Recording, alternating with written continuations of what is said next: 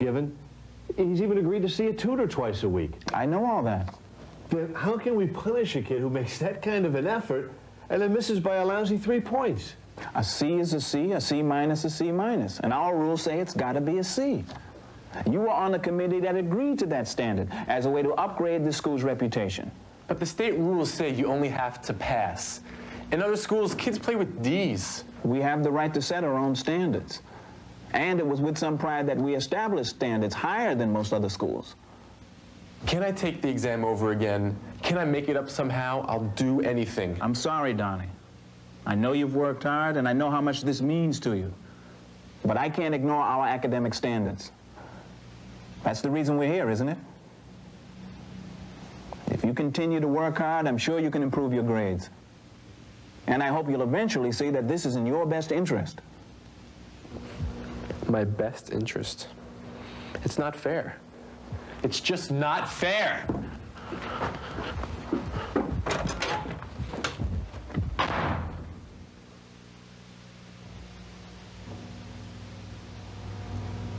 You know damn well this is wrong. Don't think for a minute this isn't one of the hardest decisions I've had to make in this job. I thought we were trying to build the morale of this school. You know, increase our visibility in the community, put ourselves back on the map. We had 500 people in those bleachers at the game last week. I can remember when we couldn't get 25. And most of the time, they were on their feet screaming their lungs out for their school. If we keep Donnie from playing, there's a real good chance that we're going to lose every ounce of spirit that we worked so hard to create. And if we let him play, we lose our credibility as an educational institution. When I came here, this school was a laughingstock. I promised to make it respectable. Now, academic standards have begun to mean something. Our students can be proud of a diploma from Central High. We can't bend our rules for every inconvenience. That wouldn't be right. Maybe not. But this isn't fair.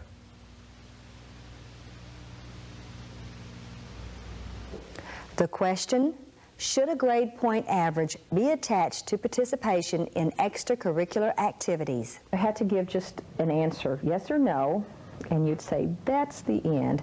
I'd say yes. I think it's important that a grade point average be attached. We must teach our children that they can be the best that they set their minds to be, and that they must reach for the sun, and at least if they don't make the sun, they'll fall among the stars. So let's attach it. Now, I'm not going to say to you what that grade point average ought to be. I think that if they're looking ahead to college or to a job later on, that they want to consider their grades, and especially if they're looking towards college, and so many of these people are looking at scholarships on down the road, so they have to keep their grades up in order to get a scholarship. But I definitely think, since we're in the business to educate these people, that we definitely need to have a GPA attached to extracurricular activities. The youngster pointed out that his school had requirements greater than other schools, and that's similar to what we have in our parish. Our requirement for the participation is 2.0. The state requirement is 1.5, so many other school systems require 1.5. So I think it's a little disadvantage to our athletes. You know, but the basic questions, I think you have to have some standards, and I think that's important. Recognize that you have to have something to go by, but we rarely get into the position of saying that everything is going to be based on one thing, that you have to have a 75, that's it, nothing else, you know, nothing else to be taken into consideration. Guidelines, yes, flexibility also. I think extracurricular activities do keep kids motivated so they can do well in school. But I just don't think you can tell them to do good in basketball, do good in baseball, do good in all other sports, or do good in band, or do good in the cheering squad, and not do good in the classroom. You tell them that you have to be good, set your standards high in everything that you do. And I think if you teach them that from the time they're born, to do it in everything that you do, I don't think you have many problems with kids being able to work in the classroom and do extracurricular activities. I guess I'm on both sides of the fence. I think that you have to have flexibility. I think that you do have to expect something out of your students. But whether it be mandated by the Caddo Parish School Board or the local school or the state legislature or the state high school athletic association, I mean, who ultimately has that responsibility? We have a lot of parents who pull kids out of extracurricular activities because they don't meet their parental expectations as far as grades are concerned.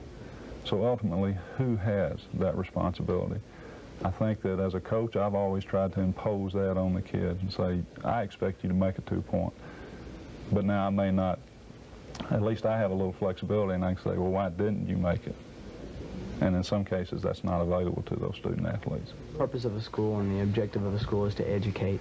And we don't make star basketball players. You know, they need to be accountable to the education system, and they need to realize the important things of life are not just playing basketball, but they are, you know, they're learning their education and what can carry them through life, because you never know what could happen when you're playing sports. You know. What they fail to realize is that how far you get in life is based on how well you do in class, not how high you can jump or how far you can throw a ball.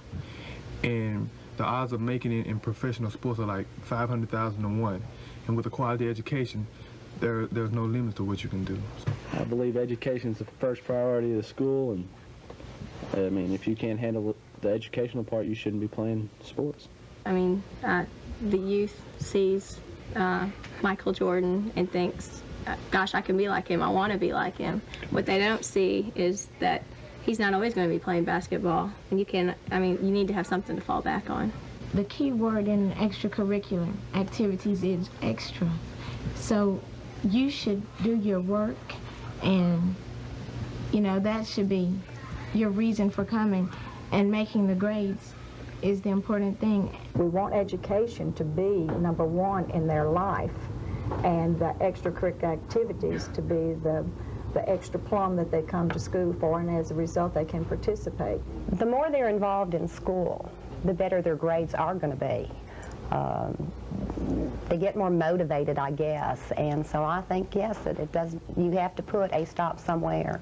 Although basketball and other extracurricular activities are important, we must not send out a message that these certain activities are valued more than scholastics. We have seen too many examples of professional athletes who make millions of dollars annually who cannot read.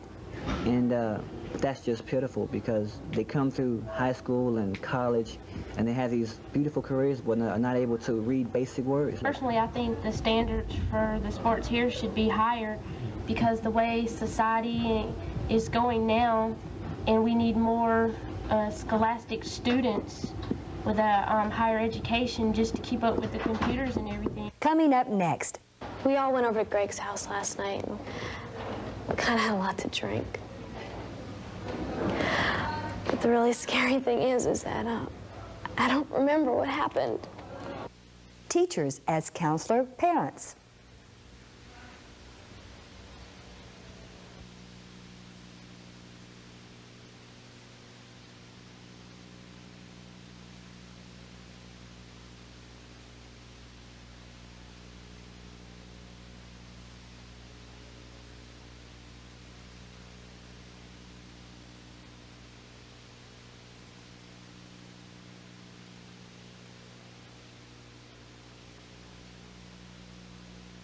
The final vignette, Teacher as Counselor Parent, deals with the social pressures placed on today's high school students by their peers and by society. What do you want to listen to? I don't know, just something loud. Never leave me home. I don't know what's wrong.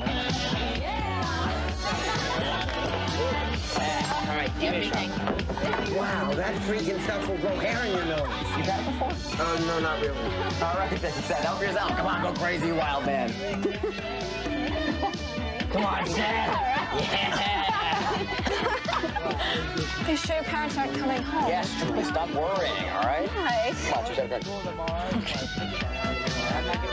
Well, it tastes like cleaning fluid. Let me show you how it's done, all right? Oh, God, Greg, you're an Elkie. Come on, I'll try it.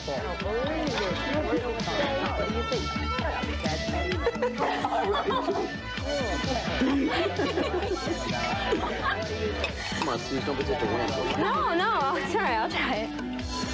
All right, you ready for this? Okay. Oh! Oh, God, it burns. Way to go. Thank you. Oh, ow. Hey, guys. Then more? Oh, I feel so... Feels good, huh? Yeah, it feels...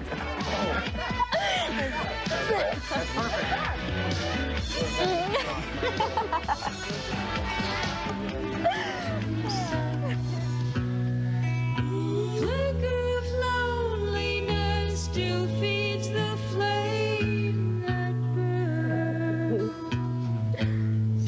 Suze, you're gorgeous.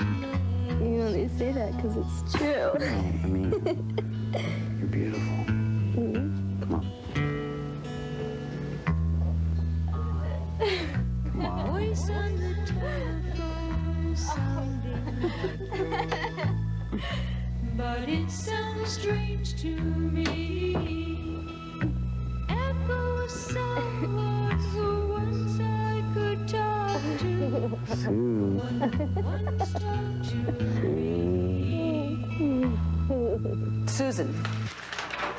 Susan, tell us the political implications of the Industrial Revolution. It was last night's assignment. I know, I'm sorry, I guess I'm just not prepared.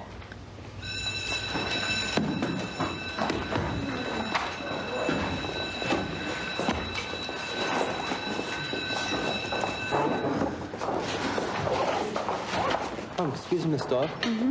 Are you still coming to my presentation tomorrow night? I wouldn't miss it for the world, Tim. Will you wait? 11 a.m. tomorrow morning in the library. Okay, thanks a lot. You're welcome. Bye. Bye. Bye. Miss Doyle, can I talk to you for a minute? Oh, sure. What's the matter, Susan? The reason I wasn't prepared for class today was because of last night. Janine, come on, don't forget, curriculum meeting. I'll be right there. Be right there. I'm so scared. My parents would kill me if they found out what happened. Well, what did happen, Susan? We all went over to Greg's house last night, and we kind of had a lot to drink. But the really scary thing is that I don't remember what happened. I think I might have, It's okay. It's okay, Susan. I didn't mean to drink so much, but everybody was doing it. I don't know what I'm gonna do, Mrs. Doyle. You gotta help me. It's such a mess. What if I'm pregnant? Come on, Janine, we're late. We asked two questions. Should teachers try to deal with student problems, or should schools have a social worker, counselor on staff? This young lady probably trusted this teacher, felt that she could talk to this teacher a whole lot more than she could her parents, her big sister, an aunt, somebody at the church. In this case, I think it would be very, very important that the teacher be allowed to talk to her and respond to her about her particular needs. If we had our druthers, yes, it would be wonderful to have social workers on staff. Why? Because the social worker would be more extensively trained than a teacher to do that one-on-one counseling. We do have 4 counselors here, and we deal with this all the time. Teachers also deal with it. They're very good at working with students because they see the students on a daily basis where we see them on an occasional basis. And they do work with these students, and students do talk to the teachers.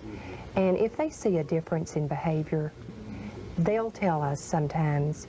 But teachers are very good. They're very concerned about their students. Many times we have youngsters that will talk to us before they talk to the parent. If the teacher is going to become a social worker, 1, we need to have the background. 2, we need to have the time and the flexibility within the course of a day. And right now, we do not have either of those. As a parent, if my child went to a teacher and had a problem, I would hope that she would take some time to sit and discuss that problem with him, alcohol, drugs, whatever it is, if he was comfortable enough to go to her. Within our own school community, we have some counselors, we have some people that are involved in the drug education process. I'm not wholly trained in it, but I can recognize in some students a problem, a change in behavior, a noticeable difference. And then I think it's that I have to try to take a little responsibility in going to that student and talking to some degree about, well, how's your life going? Trying to give him an opportunity to relate back. I hear through other students about students that have problems. It's really not going to be my responsibility. I'm not totally capable of stepping in and giving advice in all those situations, but possibly I can advise the student in appropriate steps that might help them or benefit them. A counselor I think they should be provided for the student who is willing to talk to them. I talk to my parents, and I think a lot of people, would go to their parents first, but if it was a situation in which they just felt like they couldn't go to their parents, that a counselor might be the best one to confide in. The teacher really doesn't have time because the teacher's job is to teach and educate the students. And I think that a counselor should be provided because there comes a time when problems will occur when a student just can't wait to get home to mom, or they don't feel they can share this with mom. Mom wouldn't understand. And it would really help to have someone who specializes in adolescent problems to talk to them and help them through it. I think we should be sensitive to the social problems of the youngsters. But once we have identified those problems, there should be other qualified personnel, and there is, that we can share this information with them and let them take it from that point. We aren't trained to know how to deal with some of the problems, but the best thing we can do is have a loving, caring attitude and let the students know that we really do care about them. I think that's part of the problem that we have with our teenagers today is they can't or don't have anyone to talk to. And if they do have a teacher that they feel very comfortable with, I think it's great. I have 2 teachers here at Woodlawn that I talk to and express my feelings with, and it seems that they listen to me more than my mom or anybody else would, and I'm just glad I got them here to talk to, and it does help me out a lot. You need to deal with someone that's your age because maybe like they're above your age and they probably don't feel the same way you do. So form a group of students that you feel are capable of understanding other people's problems. It probably would help them in the near future or something. Our next question, should sex education include the perils of drug and alcohol abuse? And to what extent? We teach our children no, no, no. No to drugs, no to sex, no to alcohol. But we don't teach them what to say yes to. And I think that's the problem. And you're certainly right. I believe just as we begin real early to say no to drugs and alcohol, we can say no to sex. I personally would think that if you're going to have a course like sex education, that it would also have to include anything that would make it difficult to make wise decisions. I believe that if you teach sex education in schools, I'm not really familiar with it either, but if you teach sex education in the schools, more than likely drugs and alcohol should be a part of educating students. Many students, when they use drugs and they drink or whatever, they're not making wise decisions. A lot of students who engage in intimate activities are not making wise decisions. So all that works together. And I think if you teach one, you need the other two to show how all 3 of them can be dangerous to you as an individual. It appears now that, of course, that we're having a big debate about our sex education program in Caddo Parish. And just to say no, sometimes it's going to leave an awful lot of questions. So today, it'll never be the same. Roebling now lives behind locked doors. Children play under watchful eyes. No one speaks about the murders last August when the Albritons were killed. There's no way to forget it. No way whatsoever. We'll always remember that. Phyllis and Justin's family still live in Roebling. They're trying to get their lives together, but neighbors say they still keenly feel their loss. It remains an open wound. She was involved in everything. And everybody... Choose the room of a new 94 Isuzu Rodeo, ready to go at just $1 down, $189 a month. Or a new 4-wheel drive Isuzu Trooper loaded with automatic gear, power steering, anti-lock brakes, and much more for just $18,988. And just $1 down is all it takes to buy. Hurry, last chance, buy it, lease it. $1 down is all it takes for just a few...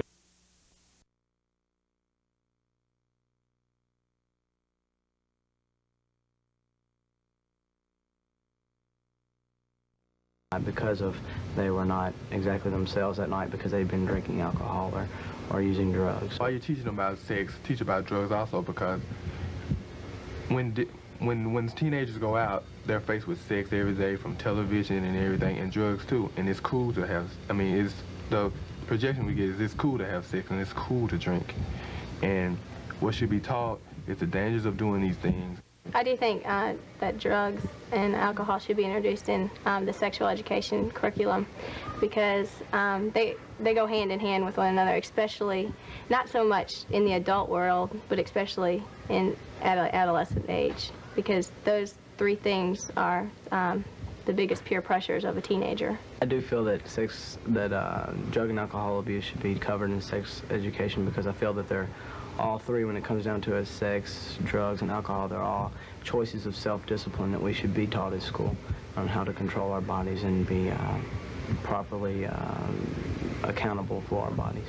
Not all students know everything about it, and I feel that people should learn to say no to sex, drugs, and alcohol, because not only is it morally wrong, but it could hurt your body. It's bad for your body, and it should be added because everybody doesn't know. I definitely think that it should. We just think the more education they have, the better equipped they are to handle situations that are going to come up. And I think we're fooling ourselves if we pretend that they won't come up. And these kids are extremely bright that we have coming up now, and I think the more they have, most of them can make their own decisions if they have enough information. And I think that should be taught along with sex, AIDS, everything. I think give them everything they can because a lot of them are not going to get it at home. They're going to get it on the street. It's not necessarily going to be the correct information. Most sexual activity does happen after students have been drinking alcohol or doing drugs of some sort. It's not all the time, but it is a lot of the time, and they should incorporate the two. With the sex education that was taught here in Caddo Parish, they do not stress they stress very light on the drug and alcohol compared to sex, when most of the time drug and alcohol does lead up to sex. They have other programs, like for instance, I went to a drug and alcohol awareness in Alexandria that stress more on drug and alcohol, but they need to intermix them both and teach that most of the time drinking and doing drugs does lead up to sex. So they should intermingle and teach a lot more on all three instead of just one at a time. Well, I think so, definitely, because not only should we teach the fact that sex, drugs and alcohol can lead to sex, but what happens to one's body and one's body organs as a result of those drugs and alcohol, and how when two people have sex or whatever, what happens, as a result of that. So I think we should teach not only the allurement of sex, but also the what happens to a person's body as a result of doing drugs and alcohol. We'll be back with some closing thoughts after this.